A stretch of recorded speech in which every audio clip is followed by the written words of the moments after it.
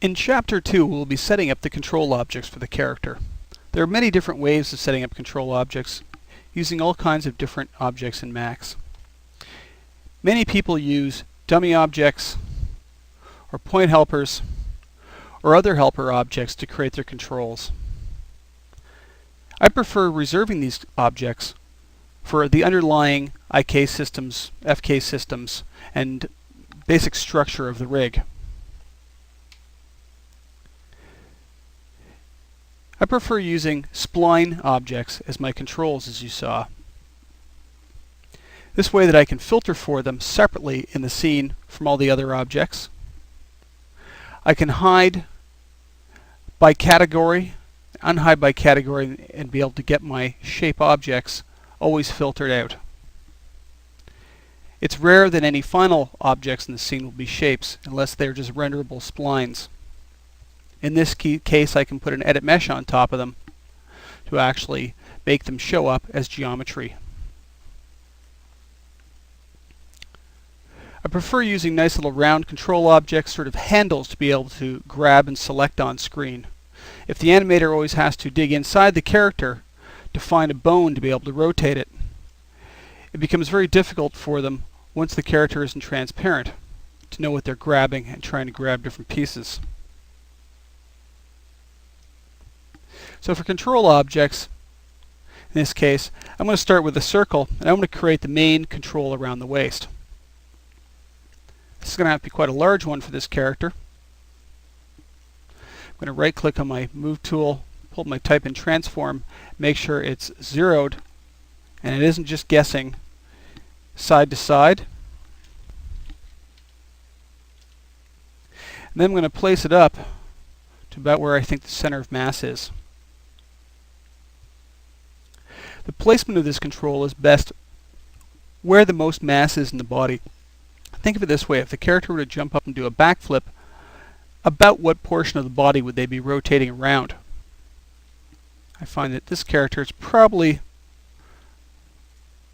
right about there.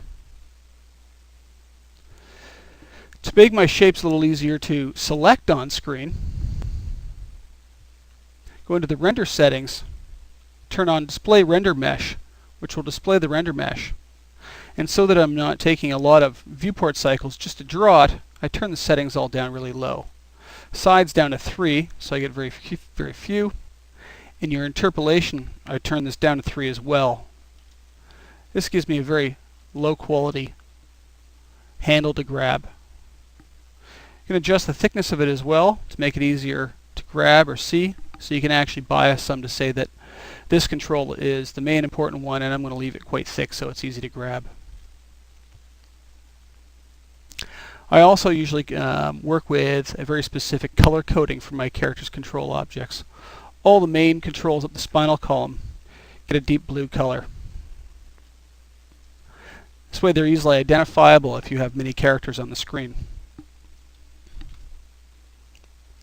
For the controls for rotating, I'm going to create the same kind of controls you saw on the initial rig that I showed. Easiest way to do that is just 3 circles linked together. I'm going to build this in the top viewport again so that I know that the pivot of the object is aligned to world space. Make sure it's in center side to side. In my rotate, I'm going to turn on angle.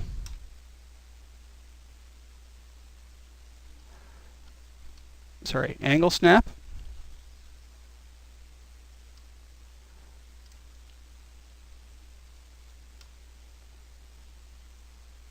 And rotate them 90 degrees. Select the original.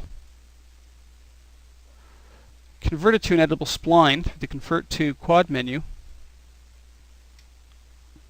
Choose the Attach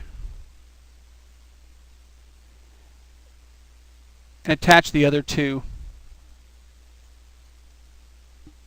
splines to it. Now I have a nice little circle control object. Once again, I'm going to color code this one the deep blue because it's going to be up the center. You could make it another color blue, saying, well, these are the body ones as opposed to the main